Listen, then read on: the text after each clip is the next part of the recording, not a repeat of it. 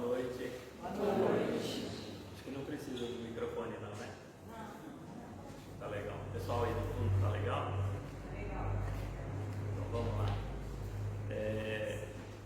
Sempre muito gratificante quando nós recebemos um convite para vir falar do Evangelho de Jesus. E hoje não é diferente. Nós ouvimos a nossa irmã Rosa quando disse que essa casa ela tem estudos. E uma das coisas que nós necessitamos é também de estudar, né? Porque nós devemos ter a filosofia aliado à religiosidade de cada um de nós, para que nós possamos crescer tanto moralmente como intelectualmente. A principal arma que vai nos conduzir para a moralidade é a intelectualidade. Nós vamos aprendendo, nós vamos estudando, nós vamos tendo entendimento, e o entendimento faz com que nós vamos nos transformando. E sempre que nós temos uma pessoa que está explanando um assunto, pelo menos é interessante nós sabermos a fonte. E eu vou hoje explanar sobre o capítulo 23, moral estranha.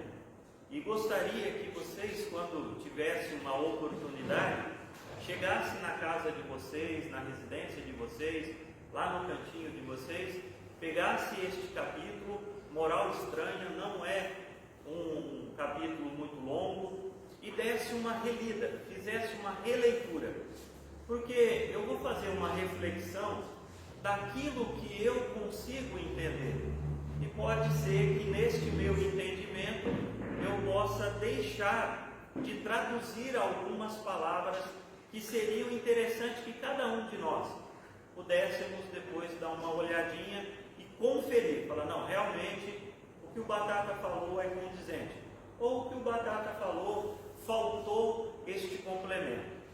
Moral estranha. Moral, vamos começar pela palavra moral. O que significa uma pessoa que tenha moral? Nós lembramos que uma pessoa que tem moral significa que é uma pessoa que tem princípios, é uma pessoa que tem conduta, é uma pessoa que segue uma rigidez na sua legislação. Ele obedece a todas as leis, sejam elas lei civil, sejam elas lei de Deus. Então, moral é um conjunto de princípios e condutas que norteiam uma pessoa. Aí tem a palavra estranha. A palavra estranha, vamos imaginar o seguinte. Já imaginou quando nós queremos ir a uma festa e ao chegar na festa você quer abalar? Fala assim, eu quero ser notado. Eu quero chegar na festa e que todos me notem. Que eu chego e fecho a festa. O que é que você tem que fazer para isso? Se você for chegar numa festa e quer abafar, você vai chegar numa vestimenta diferente dos demais, não é assim? Você vai chegar, às vezes, com cores berrantes, para que você seja notado a cada passo do salão onde você estiver, vai ter alguém te observando.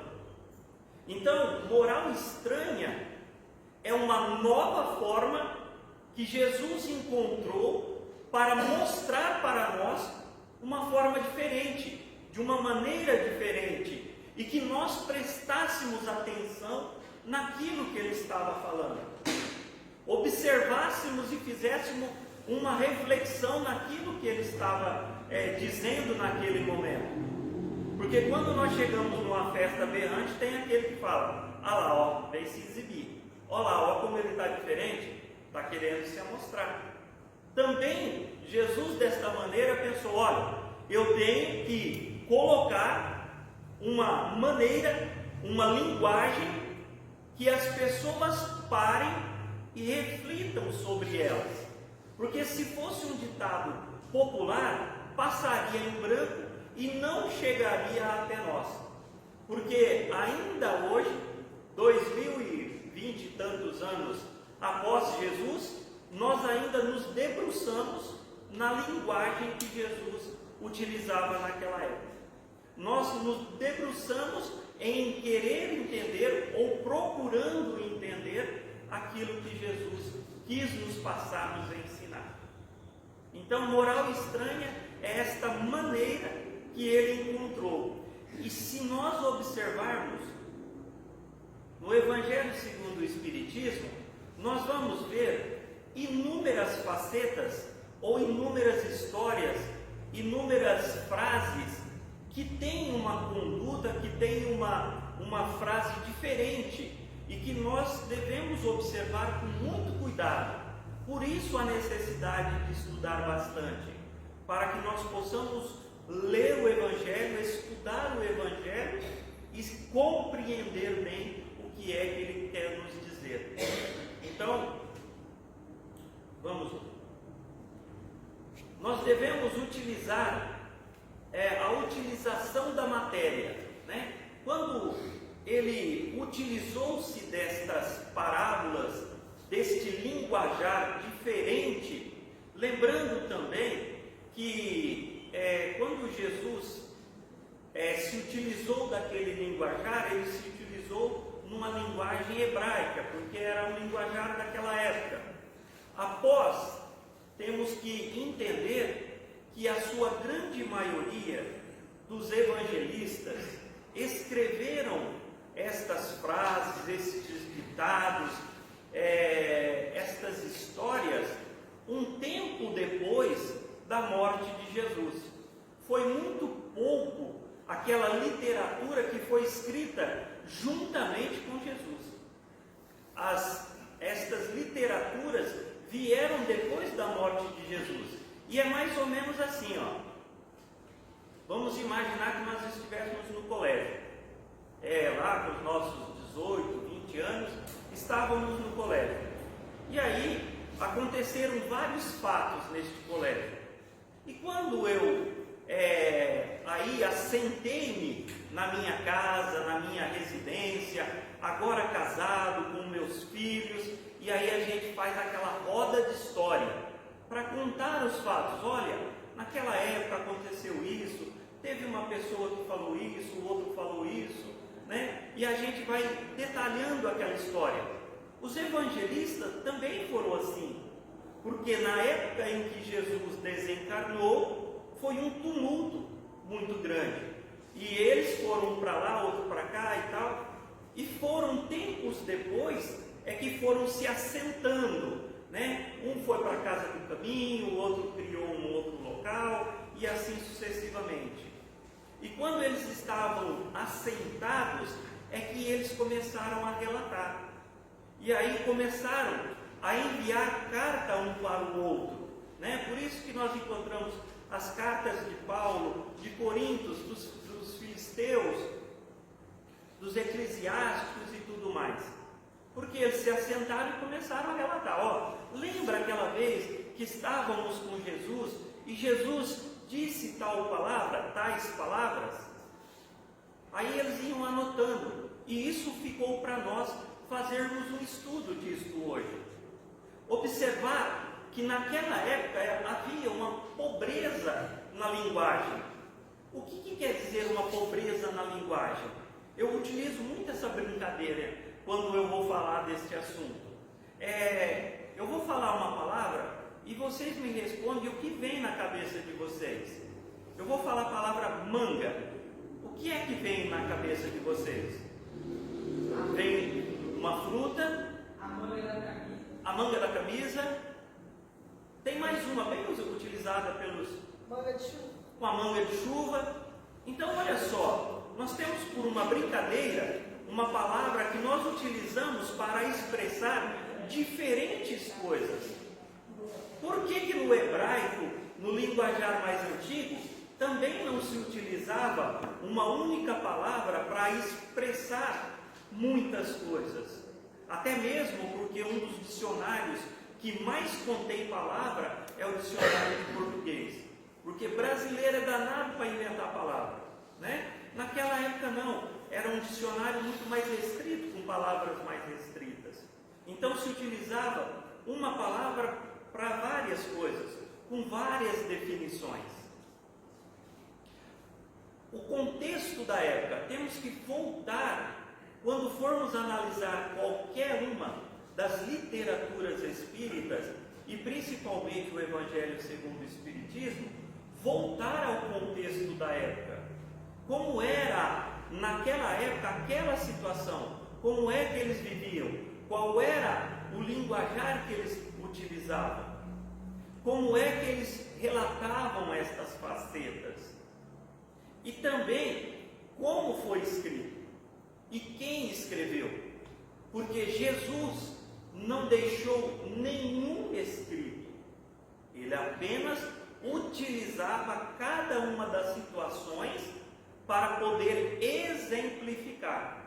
Então, estava tendo uma ocorrência junto de Jesus. Ele aproveitava aquele momento e dava um exemplo, fazia uma exemplificação.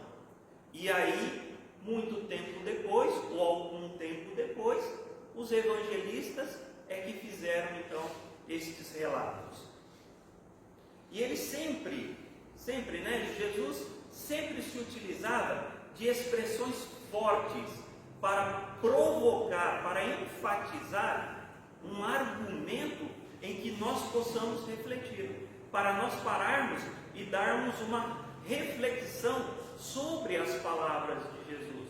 Opa, peraí, o que é que Jesus está querendo dizer com este linguajar, com esta frase, com estas palavras?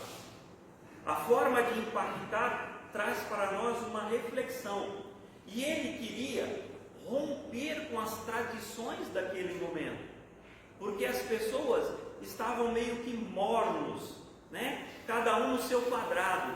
Ele falou: eu vou ter que dar uma chacoalhada, eu vou ter que balançar. Por quê? Porque nós pegarmos no princípio de mais ou menos aí uns 15 mil anos antes de Jesus, e os profetas que vieram antes de Jesus trouxeram alguns ensinamentos, mas ainda naquele momento de Jesus, aquelas pessoas ainda estavam muito materializadas, né? Então ele trouxe o que? Opa, eu preciso dar um chacoalhão nessa moçada, eu preciso trazer um pensamento novo, algo novo para todos eles. E o que ele mais chama a atenção em todas as suas citações relatadas pelos evangelistas é a questão de nós buscarmos a transformação espiritual. O que mais Jesus trouxe foi: pessoal, acordem para a transformação espiritual. Aí nós dissemos: mas por que Jesus então quis trazer esta moral nova de nos transformarmos, para que nós prestarmos atenção na nossa transformação espiritual? E a resposta é simples: porque somos espíritos eternos. Se somos espíritos eternos, a nossa casa vindoura não é esta. A nossa casa eterna não é esta. Então nós precisamos nos acondicionar de forma a estabelecer um lugar agradável para onde nós estaremos no futuro. É isso que Jesus trouxe nessa transformação. Pessoal, prestem atenção, porque vocês precisam, entre aspas, né, numa brincadeira, comprar uma casa agradável para vocês morarem no futuro. Porque quem não quer ter uma casa agradável para morar na terra? Uma casa onde eu me sinta bem, aonde eu acolho os meus amigos e tudo mais. Também quero ter uma morada legal, uma morada gostosa no plano espiritual. Mas para isso é necessário que eu adquira através da expressão da nossa vontade. Somos nós que devemos adquirir. E é nesta situação que Jesus veio nos falar: pessoal, adquire a vossa casa lá. Mas para adquirir a vossa casa lá, é necessário alguns atributos. Dentre eles, uma conduta reta.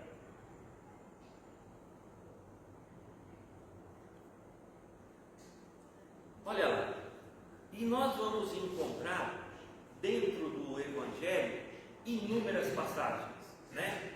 No capítulo 23, moral estranha, tem acho que 4 ou 5, mas no Evangelho como um todo, se nós formos ler o Evangelho inteirinho, nós vamos encontrar várias passagens com algumas frases de Jesus, né? Com expressão forte, com expressão, como ele disse, de reflexão bastante. Uma pergunta individual: quem é que veio aqui hoje e que trouxe o pai, a mãe, o tio, a tia e todos os filhos? Ou ninguém? Que coisa! A mãe, a filha e os netos. Faltou um pouquinho aí? Não, está completa. Está com a mãe, a filha e o neto lá fora. Que beleza, né? Então, na sua grande maioria, nós viemos aqui, nós nos separamos dos nossos familiares, dos nossos entes queridos, para poder vir à casa espírita. Porque deixamos eles lá e viemos aqui, numa separação, para podermos aproveitar um pouco dos ensinamentos de Jesus.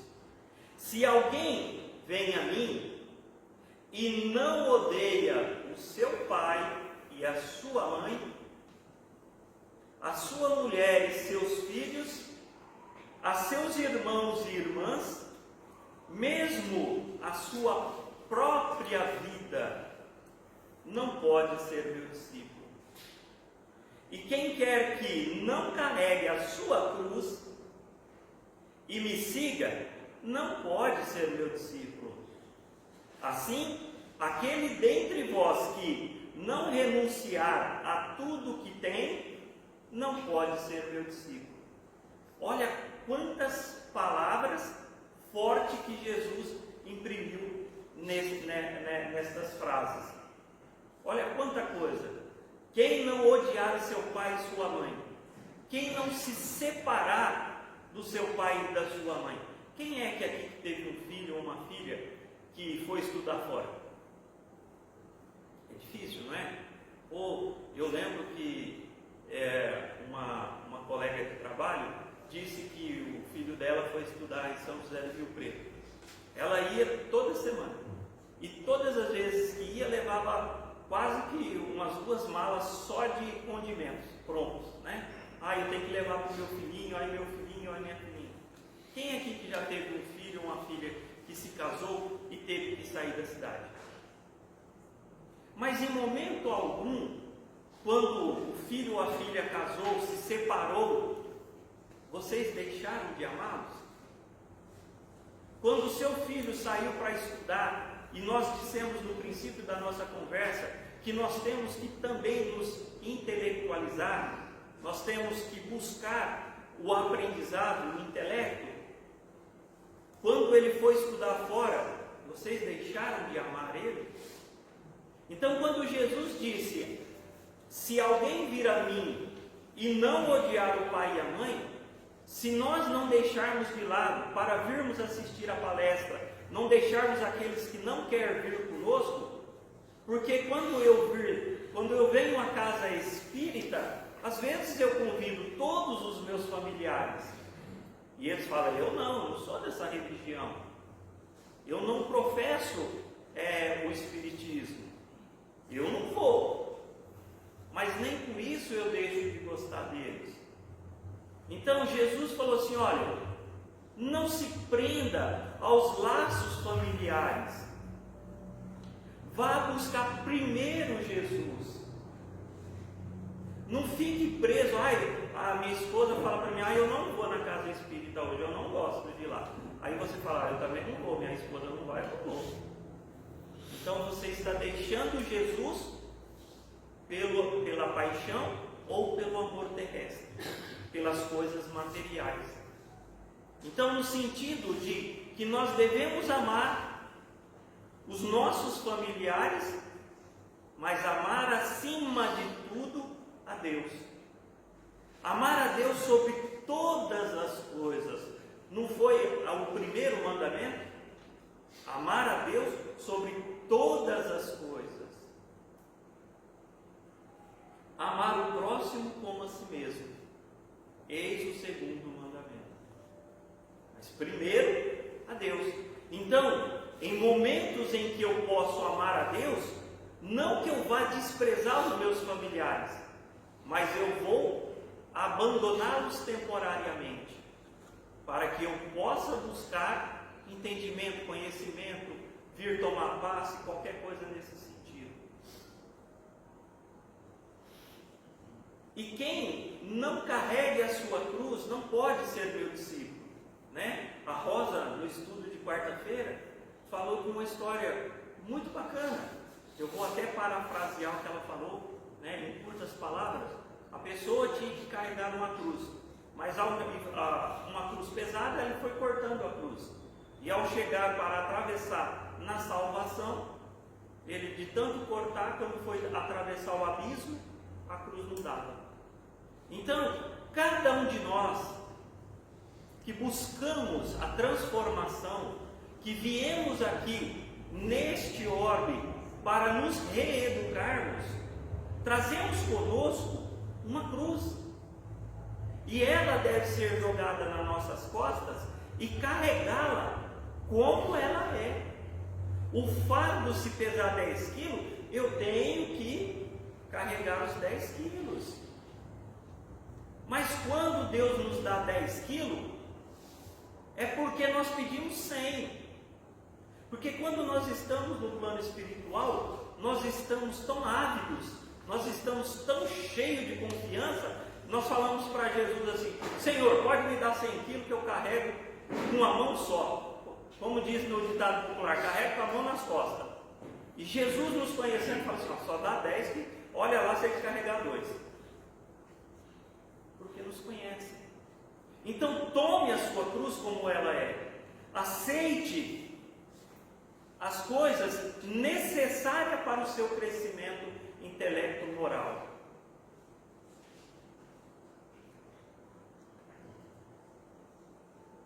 Aquele dentre vós que não renunciar a tudo o que tem, não pode ser meu discípulo. Aí está a pior coisa que eu já vi. Eu sempre brinco com isso. Gente, renunciar a um prato de arroz, feijão desse tamanho não é fácil. Só que cada vez que eu pego aquele danado, aquele pratão de pedreiro, o meu coração vai explodir. De colesterol, disso, daquilo, daquilo. Renunciar às coisas que nós gostamos é muito difícil. Não é tão simples. Nós carregamos em nós tantas paixões e que nos transforma muitas vezes em assassino. Na lição do 45 do livro Religião dos Espíritos, peguem o capítulo 45, Religião dos Espíritos. O que é que a paixão transforma o ser humano? Às vezes nós nutrimos uma paixão por alguém e cometemos crime em nome dessa paixão. Eu tenho uma paixão tão grande por comer arroz e feijão que eu cometo crime por isso. Por quê? Porque muitas vezes eu espero a minha esposa e meus filhos saírem da mesa para ir lá pegar um pouquinho. Então nós cometemos crime, e renunciar às paixões é muito difícil. Deixar de lado as coisas que às vezes nos é tão confortável, tão gostoso, falar: nossa, eu gosto tanto disso, eu vou ter que renunciar. Estou falando numa expressão material. Mais uma frase forte: aquele que ama a seu pai ou a sua mãe mais do que a mim, de mim não é digno. Aquele que ama seu filho, sua filha mais do que a mim, de mim não é digno. Então é o primeiro mandamento: amar a Deus sobre todas as coisas, inclusive sobre a nossa esposa, o nosso esposo, os nossos filhos e tudo mais. Ah, Batata, mas poxa, eu amo tanto a minha esposa, meu esposo, meus filhos é tudo para mim. Se necessário fosse, eu daria a minha vida por eles, mas daria a vida por Jesus? Quem é mais importante? Os nossos entes queridos? E que se nós tivéssemos a real visão do que são os nossos filhos, os nossos irmãos, os nossos colegas de trabalho, a gente falaria: meu Deus, não amo eles nem querendo. Porque nós sabemos que muitas das vezes, nem são todos os casos, há de se lembrar disso, que às vezes um ente tão querido, tão amado por nós, em uma existência passada, foi um dos nossos piores inimigos.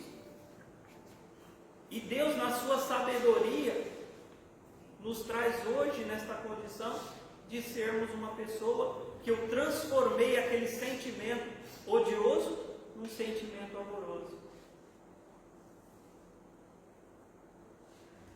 Você pode me analisar uma frase? Você fala a frase, você me analisa? Para mim é o seguinte: é Deus do céu e o Corinthians da terra. É o mais que eu mais gosto. Eu não sei até que ponto é lógico falar isso. Quando nós vamos,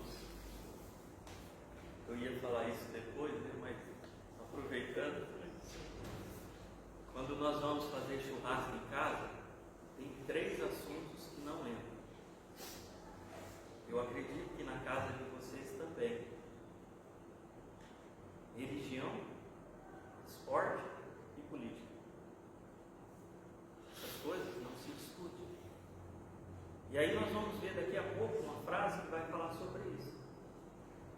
Então, nós devemos, acima de tudo, não estar preso às coisas carnais, às coisas materiais. Devemos sempre nos projetar espiritualmente. Porque quando nós nos projetarmos espiritualmente, eu ouvi uma frase de uma pessoa que falou assim: Batata, qualquer suicida vai para o vale do suicida, e lá perecerá para sempre. Eu não falei nada, mas fiquei analisando. Alguém acredita que uma mãe que tenha saído do plano físico com todos os valores morais,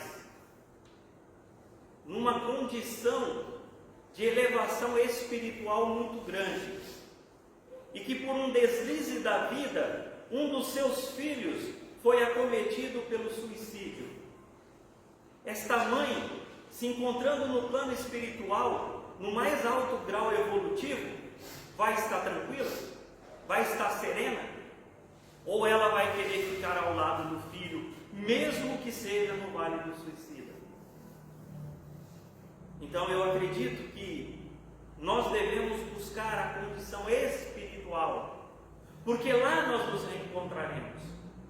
Porque se a vida é eterna, porque muitas vezes nós damos tantos valores às coisas materiais, e nós vamos ver uma frase de Jesus falando do tanto apego que nós temos às coisas materiais. Aquele que odeia a sua vida neste mundo, conserva a vida eterna. Puxa vida, então vou sair fazendo só lambança, porque odiar mais do que eu odeio não tem jeito, porque, nossa, que vida que eu tenho, difícil. Odiar mais do que eu odeio essa, não é possível que Deus me colocou aqui. Eu acho que foi um erro de projeto, quando a gente fala assim. Não foi nesse sentido que Jesus quis dizer. Aquele que não deixar as coisas materiais, desapegar-se desta vida material, não vai encontrar a vida eterna. Como assim, Batata? Imagine que nós somos quem trabalha nos trabalhos mediúnicos, observa muito isso. Espíritos que desencarnaram e que vêm da comunicação porque está preso às suas coisas materiais. E aqueles que ficaram estão destruindo, vendendo, repassando aquilo. E aquele que desencarnou está apegado àquilo, tamanha situação, que ele não consegue se desvencilhar daqueles bens materiais, mesmo tendo desencarnado. Então, o que nós devemos fazer? Quando eu desencarnar, você chega perto do meu caixão e fala assim: Batata, desencarnou, vaza no mundo, desapega daqui. Por quê? Eu tenho necessidade de buscar o plano espiritual. E ler do engano aquele que achar que morreu, descansou. Nós brincamos outro dia no estudo da quarta-feira. Não tem nada de brincou, descansou não. Morreu, desencarnou, aí é que vai trabalhar muito mais. Aí é que começa um trabalho mais complicadinho.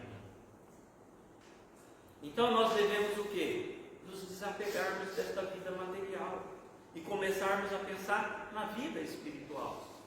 Porque senão eu vou ficar continuando apegado às coisas da matéria, mesmo desencarnado. Outro dia, numa comunicação, uma senhora falou assim: olha, pelo amor de Deus, vai lá e fala para o meu filho tal, que ele está, desculpe a brincadeira, mas é daqui de Santa Fé. Ele falou assim: lá ele está vendendo a minha casa, e está entrando um pessoal lá que eu não conheço e está mexendo tudo nas minhas coisas. Pelo amor de Deus, vai lá falar para ele não fazer isso não. Olha só o apego, olha só como está arraigado aquela pessoa presa naquele pensamento do apego material. Desapega. Morreu, morri. Desencarnei, beleza. Eu sou espírito, vou viver no plano espiritual, longe do plano carnal.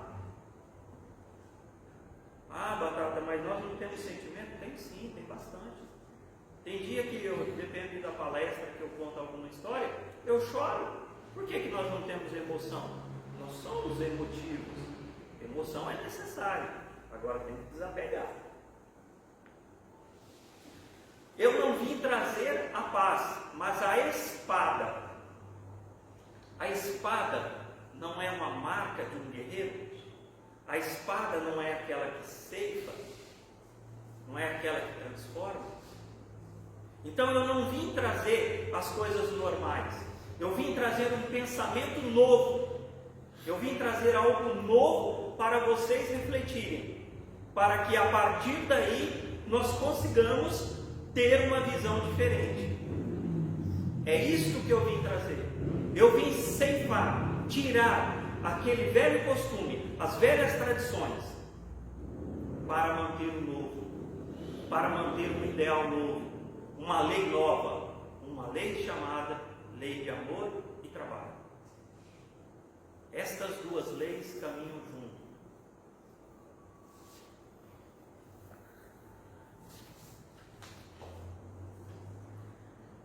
Não penseis que eu tenha vindo trazer a paz à terra. É aqui que eu ia falar daquela brincadeira, né? Que no churrasco tem 3 coisas que a gente não discute, que é religião, futebol e política. Jesus não veio trazer a paz em que sentido? Ele veio trazer uma moral nova, e esta moral fez uma confusão danada. Quantos não morreram em nome de Jesus? Quantos não foram levados aos círculos dos leões, às covas dos leões? Quantos não morreram açoitados, né? Quantos dos seus próprios discípulos não morreram de forma horrorosa em nome de Jesus? porque veio trazer uma coisa nova, diferente do tradicional que eles tinham. Estava tudo organizadinho, quem mandava era um só e tal, e Jesus falou, não, opa, peraí, vamos mexer um pouquinho nessa história. Então eu não vim trazer a paz, eu vim trazer algo para que todos possam discutir. E olha que quando começa uma discussão, autora, né? Começa uma discussão para ver como que funciona. Não vim trazer a paz, mas a espada, porquanto vim separar o seu pai do seu filho, que são expressões muito fortes. Jesus, que trouxe uma lei de amor, está querendo que separe. Quando eu fiz a pergunta a ela, e ela falou que trouxe toda a família, que os demais não trouxeram toda a família. Então eu vim separar o pai da mãe, o tio da tia, assim sucessivamente. Na nossa família, nós somos em 7 famílias agrupadas aqui em Santa Fé. Só eu sou espírita. Os demais têm outras religiões. Então, o que é que Jesus veio fazer? Trouxe uma moral diferente para cada um de nós. Nós vamos estar, cada um, numa religiosidade diferente. Cada um dentro daquilo que acredita ser o melhor para si. Olha o que ele veio fazer: trazer uma divisão entre um e outro, para que se haja uma discussão, para que se haja um consenso. E cada um vai encontrando na sua religiosidade o caminho que deve percorrer para a sua vida espiritual. Como eu disse aqui, né? Diferentes ideologias de pensamento e religiosidade. Quanto tem, né? Quantas religiosidades tem? Quantas pessoas acreditam ou não acreditam em algumas situações? Deixar vir aos mortos o cuidado de enterrar os seus mortos. Esta é uma das mais emblemáticas, né? Essa questão. Deixar aos mortos o cuidado de enterrar os seus mortos. Então, teve um estudioso que sempre está com Haroldo e ele falou algo muito interessante. Aquela pessoa que está morto para a vida espiritual, não adianta muito você ficar discutindo com ela. Não, é que nem ele brincou ali, né? Não queira um corintiano transformar um palmeirense em corintiano, que não vai dar certo. O pau vai fechar, alguma coisa não vai ser bom. Então deixa ele ser palmeirense e você corintiano e está tudo certo. Quando nós temos uma religiosidade, não adianta querer impor ao outro. Deixa ele como ele está. Por quê?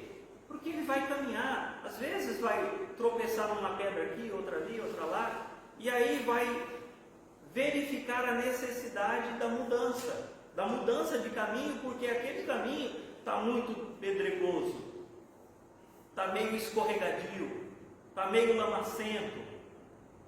Então deixa ele, calma, não queira transformar ele, transforme-se a si mesmo. É isso que Jesus está nos pedindo. Transforme-se a si mesmo, não aos demais. Cada um ao seu tempo, à sua época. Outra dúvida. O Alá o Palestino e Deus é o mesmo? Alá e Deus. Deus, que é Deus? Que é Alá? São palavras que o homem criou. Então nós podemos chamar de Jeová, nós podemos chamar de Alá, nós podemos chamar de Buda, nós podemos chamar de qualquer coisa. É apenas palavras que nós encontramos para uma divindade. Nada mais do que isso.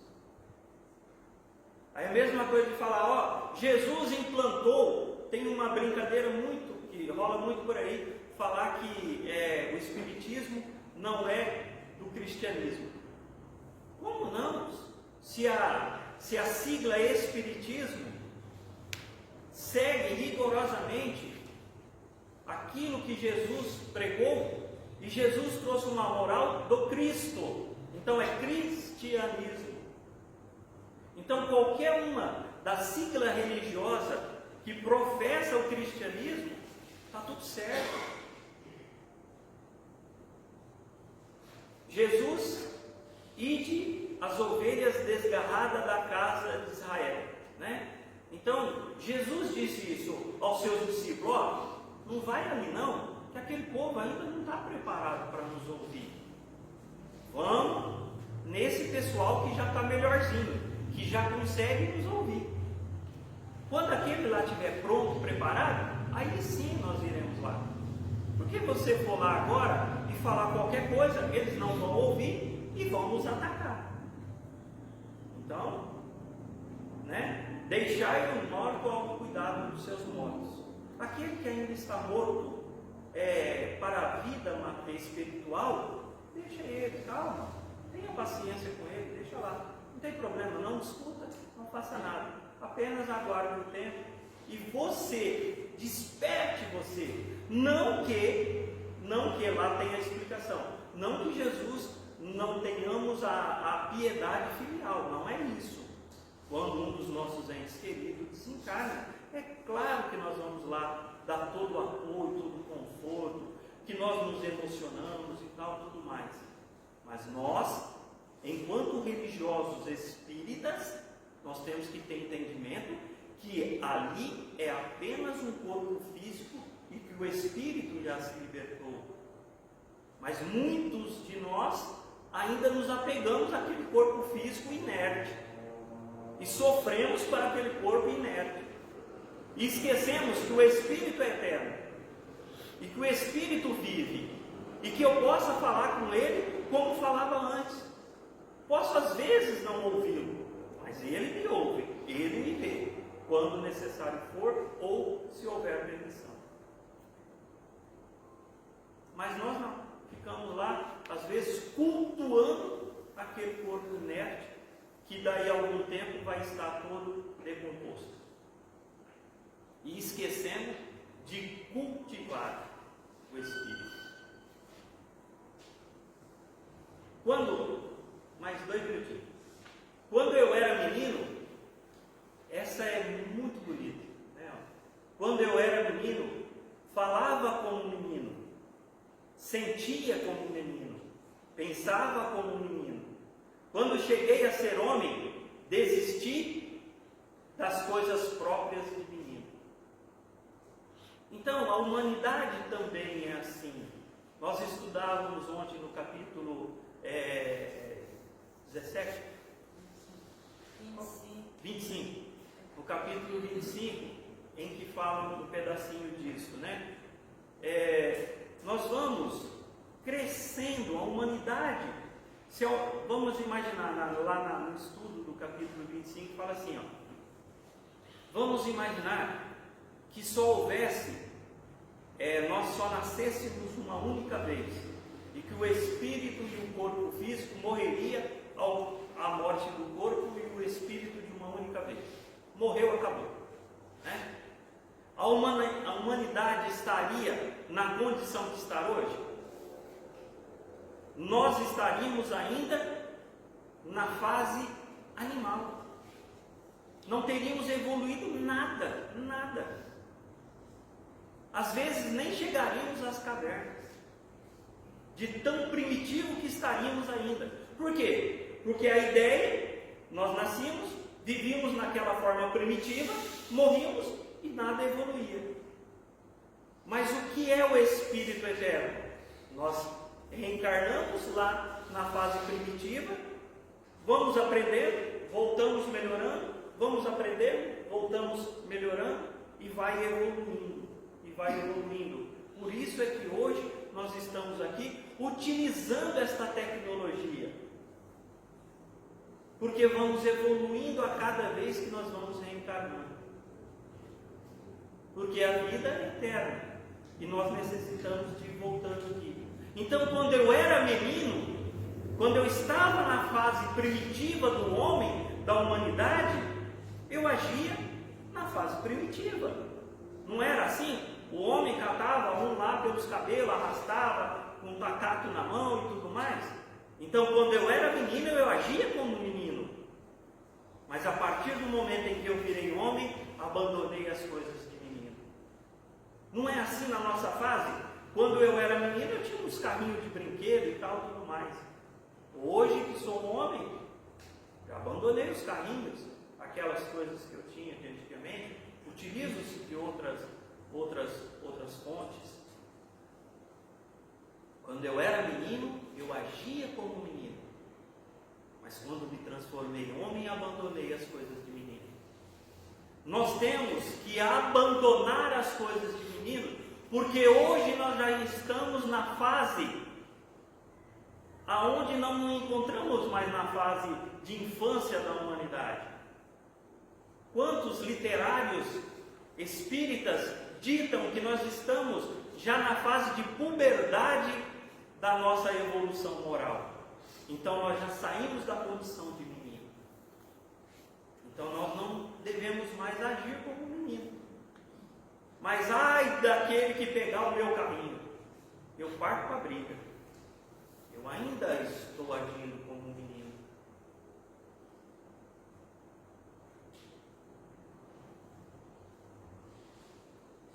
Que morra a partir de agora o velho homem e que nasça o novo. Que nós possamos nesta noite ter feito uma reflexão da necessidade da nossa transformação moral. Que nós possamos a partir de hoje abandonar o nosso instinto menino e começar a cultivar as coisas de um homem. Quando o homem realiza a transformação moral, intelectual e espiritual, como diz Saulo, Saulo disse: morreu o velho homem para nascer Paulo de Tarso, um homem novo, quando ele se encontrou com Jesus, quando ele teve a sua transformação. E que nós possamos encontrar Jesus e também nos transformarmos. Que Jesus nos abençoe e obrigado.